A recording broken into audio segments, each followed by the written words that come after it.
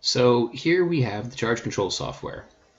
Once your PL8 is powered on, and you connect your Fujimi 3 USB connector, you connect that to the computer. I don't know if you will hear it, but I hear a little dit-dit-dit. Let me know that the COM port has been established. And you can go on auto and see if it finds it by itself, or you can specifically tell it what COM port. It then communicates with the PL8, so the software and the computer and the PL8 are all in sync. You don't need to do this to run the PL8. It will run by itself. It will run all its presets by itself. Going into the computer is so that you can tweak presets, you can update firmware, you can log data, you can share it with other people, you can see graphs real time, things like that is why you go into the computer. Okay, so firmware tab is here. You can't update the firmware unless you have live internet access. Your antivirus and firewall both have to allow the charge control software access to do it. But if it is, then you click whichever firmware version you want to update to, and you click update, and it updates the firmware. It does take a minute or two, so I'm not going to suck up all that time right now, but that's pretty much all there is to firmware, as long as your antivirus and firewall will let you do it. Okay, so here in your presets over here, you can click any one of them you want. These are the presets as they are right now in the PL8, the way the PL8 will run it if it were by itself or even connected to the computer. That's fine. And then over on this side, you have detection, charge, discharge, and it allows you to tweak some of these properties. So maybe I don't want to charge it at 30 amps this time. I only wanted to charge at 25, discharge at 25 amps. So by changing that, you'll notice this update down here pops up, and then I can click update, and it connects to the PL8. It shares that change that you made with the PL8, and when everything is in sync, it says done. So now the PL8 on its own would be able to do that even without a computer. If I change anything, so say I change this to, I wanted to go to 2.90 volts instead of 2.8. Again, the update pops up, and again I click update, and it goes off. So you can change and tweak any of these properties and profiles over here in that fashion. Now,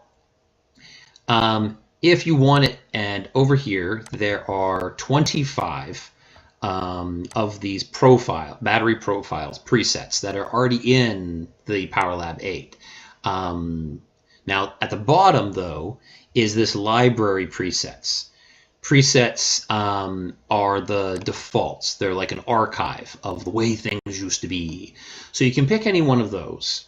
Like say I just highlight it, and then I come up here to edit, and I can say copy that preset. And then I can come up, I can replace an existing one up here if I want, or I can go into a blank spot. So if I go to this spot here, number 18, I can then come up to edit, and I can say paste, and it will put it into that position. And as soon as it does, you'll notice down here I get the update option again. Remember, I have to update in order to get it from the computer software into the PL8, and once they're synchronized, you get that done. If I want to remove one, then I can come to that setting over here, scroll down to clear, and once I've selected that, again, update will appear, and if I click the update, again, it communicates with the PL8. They get in sync with each other, and when that is done, it says it's done, and now that's been removed from the PL8. Now, the other way that you can add these profiles into battery preset profiles is under File. You can come down to FMA Default Presets and open a file into. Now, right now it says preset 20, but it would be any that I had clicked on. If I had clicked on 22, it would now be saying 22. So I click on 20, and it's going to go to the folder in which the charge control software thinks all of its battery default library presets are. And these are in order by chemistry. So you have your nickel metal hydrides, your nickel cadmiums, your lithium iron phosphates, nickel zincs, etc.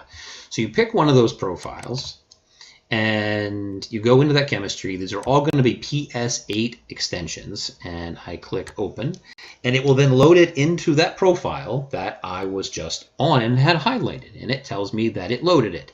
It also gives me the option to update. I click that update, and it synchronizes the computer software with the PowerLab 8. And once that synchronizing is done, it says done. Now, the other option is, what if I wanted to, so I'm going to delete this from the desktop just to show you that it does actually do it.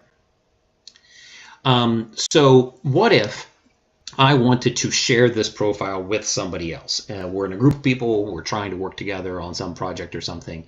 I can come up here, it's already highlighted there. I come up to File, and in this case, I'm going to save a preset, this one I'm on, 20, to a file.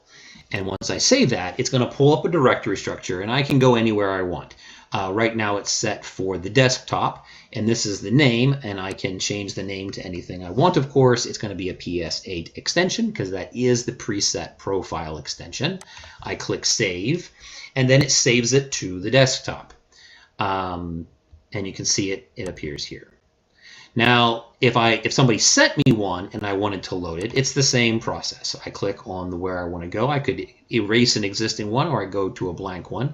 I come up to File, and I say Open File to Preset. And I click on that, and then it asks me, where is this file that you want to put there? And I could say it's, I just go to the directory, wherever it is, and I click Open. And you can, and again, it pulls it into where that was, either replacing an existing one or going into a blank slot. I click Update, and Update updates and synchronizes with the PowerLab 8 itself. And that's pretty much it.